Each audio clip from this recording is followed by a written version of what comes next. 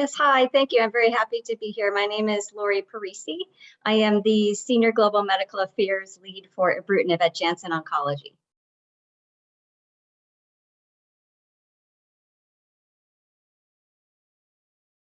Yes, so mantle cell lymphoma is a subtype of B-cell non-Hodgkin lymphoma that's considered rare and incurable. There are, in the United States, I believe about 3,000 to 5,000 patients diagnosed annually. Again, so it's on the rare side. The overall survival historically with mantle cell lymphoma has been on the order of 8 to 10 years.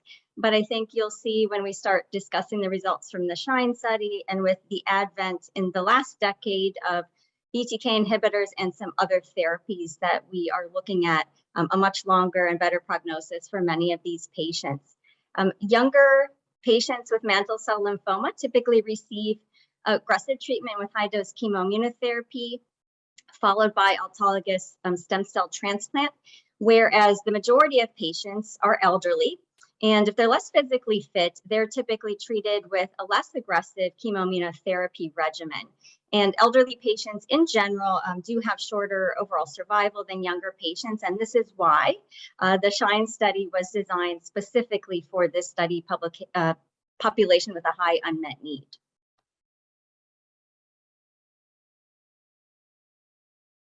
So over the last several years, in this elderly population, bendamustine rituximab has become the most commonly used frontline regimen, based basically on its tolerability profile and a study that showed it had a progression-free survival advantage over R-CHOP, which is another commonly used chemoimmunotherapy regimen.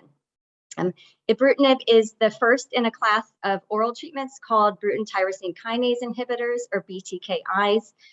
It has really transformed the care of patients, particularly in the relapse refractory mantle cell lymphoma setting, with its durable activity, particularly when it's used at first relapse. The SHINE study is an international phase 3 randomized double-blind placebo-controlled trial in 523 patients. It's the first test in the phase 3 setting of a BTK inhibitor, namely ibrutinib, in the frontline mantle cell setting. And the study population was specifically patients who were 65 years of age or older and who were not planned to receive an auto stem cell transplant. In this study, all of the patients received background therapy with bendamustine rituximab chemoimmunotherapy, given for an induction of 6 cycles, plus rituximab maintenance for another 2 years. And then on top of that, patients were randomized in a 1-to-1 fashion to receive either daily ibrutinib or daily placebo. And those were both given until disease progression or intolerance. And the primary endpoint of the SHINE study was investigator-assessed progression-free survival. And we also had secondary endpoints related to safety and other efficacy-related outcomes like response rate, overall survival, and time to next treatment. So first of all, I'd like to say that the primary findings of the SHINE study were recently presented by Dr. Michael Wong of MD Anderson at both ASCO and EHA this year. And in early June, they were published online in the New England Journal of Medicine. So the full study findings can be found there. In the SHINE study, the median age in this elderly population was 71 years, with some patients up to age 87. The median study follow-up at the time of the primary analysis was 7 years. So these are very mature data, even at the primary study readout. Essentially, SHINE is the first phase 3 study demonstrating that ibrutinib in combination with chemoimmunotherapy, namely bendamustine rituximab with rituximab maintenance, is highly effective in patients with untreated MCL. And I'll elaborate a bit more on the study findings. So the study's primary endpoint was positive. The addition of ibrutinib to the background therapy significantly improved progression-free survival versus the placebo, with a hazard ratio of 0.75. And that essentially translates to a 25% reduction in the risk of disease progression or death versus this very robust standard of care comparator arm. In terms of median PFS, the addition of ibrutinib improved median PFS by 50% versus placebo. This led to a median progression-free survival of 81 months or 6.7 years. for the ibrutinib arm versus 53 months, or 4.4 years in the placebo arm. So this is a statistically significant result and led to a clinically meaningful difference of 2.3 years in terms of median progression-free survival in the frontline setting. This PFS benefit was seen across most of the pre-specified subgroups.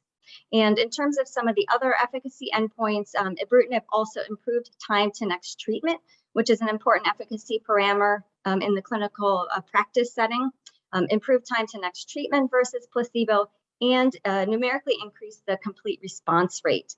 In this study, the overall survival at the time of the primary readout was similar between the arms.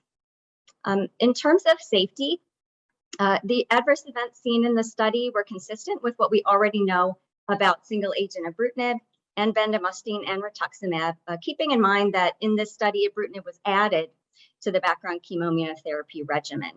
If we look at some of the trends in terms of adverse events, infections and particularly pneumonia were seen to a similar extent in both arms in that first 6 months of the induction treatment, but the rate in the maintenance period was higher in the ibrutinib group. And overall, more patients in the study discontinued ibrutinib due to an adverse event, and those were predominantly due to infections versus the placebo arm. To put those data in context, bendamustine, which was in the background regimen, can lead to prolonged lymphocytopenias even after treatment, and rituximab is also associated with a risk of infection. So it appears that the addition of a BTK inhibitor with its own infection risk did increase the risk of infections overall in this study. So I think the data just really emphasized the need for patients or physicians to be vigilant during treatment to ensure they can identify and manage these infections early, since elderly patients, remain vulnerable in general. So in the end, the collective results of the SHINE study support really the potential for this ibrutinib combination treatment to serve as a new benchmark in frontline treatment for these older patients with mantle cell lymphoma. Yes, so as I mentioned, the comparator arm here was bendamustine rituximab. So while over the last several years, it has evolved to become the most commonly used treatment in these elderly patients, it's not the only treatment used, especially if we think about a global context. So other frontline treatments can be driven by local market access or sometimes particular patient comorbidities. So I do think one limitation is that, the SHINE study doesn't provide any information, I guess, on what might be the clinical profile if you combined ibrutinib with another type of chemoimmunotherapy, or if you compared it to another type of chemoimmunotherapy. However, we do know from looking at the literature, and this is discussed in the paper, that the median PFS for some of these other regimens, other than bendamustine rituximab, and those include things like R-CHOP, R-CBP, the median PFS in this setting can be quite short. And in some studies, it has ranged from 1.5 to 3.5 years. So while we don't have a direct comparison here, I guess you could think that the ibrutinib plus BR combination, with its median PFS of 6.7 years, appears to be quite a bit longer than what you might see with some of these other frontline treatment choices.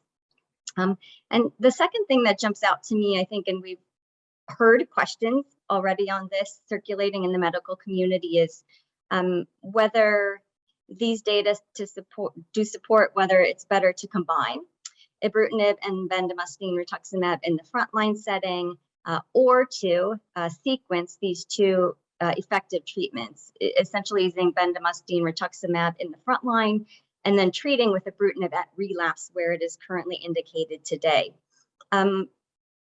First, I will say that the SHINE study was not designed to answer this question.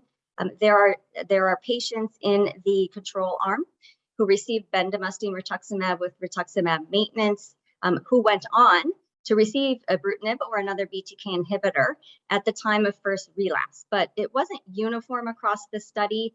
So it's a bit difficult, I think, to conclude too much from those analyses because they're exploratory at this time. And again, the study wasn't powered really to look at this question of combining versus sequencing. But given some of the shorter PFS times that I just quoted for some of these other chemoimmunotherapy regimens, Given the PFS advantage we see here with adding ibrutinib to bendamustine rituximab, and given that mantle cell lymphoma tends to become much more aggressive and more difficult to treat once patients ultimately start to relapse, this in mind setting, really might provide patients with their best opportunity for durable disease control and help to either prevent or delay that ultimate relapse. And we also know that not all patients in mantle cell lymphoma go on to get a second-line therapy because of the aggressive nature of the disease.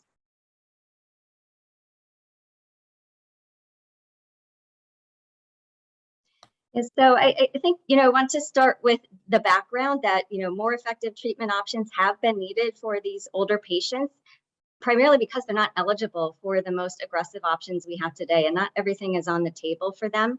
So I think first, as kind of a side note of the study, SHINE, further confirmed the role of rituximab maintenance in this population. But for the ibrutinib arm specifically, SHINE is, the first phase 3 study supporting that ibrutinib can be used in combination with chemoimmunotherapy as a highly effective frontline treatment for older patients who are unsuitable for stem cell transplants. The data, if you look at it all together, really demonstrate that it was, feasible to deliver this regimen in the average older patient, and that can be a challenge with studies in elderly. And it also showed that the treatment strategy was beneficial. So the median PFS of 6.7 years, seen with this combination was significantly longer than the control arm, which itself was a very robust comparator, I might add. But also substantially longer than we have seen in other studies of other frontline chemoimmunotherapy regimens that are typically used in these older patients. So in that sense, the improvement in PFS that was seen in the study was clearly statistically significant. We saw that with the primary endpoint, but also, clinically meaningful. So again, this combination, may really give patients who are elderly and have more limited treatment options, their best opportunity for durable disease control in the frontline setting and help them to prolong that time to the initial relapse, where we know that an aggressive cancer like mantle cell lymphoma just becomes that much more difficult to treat.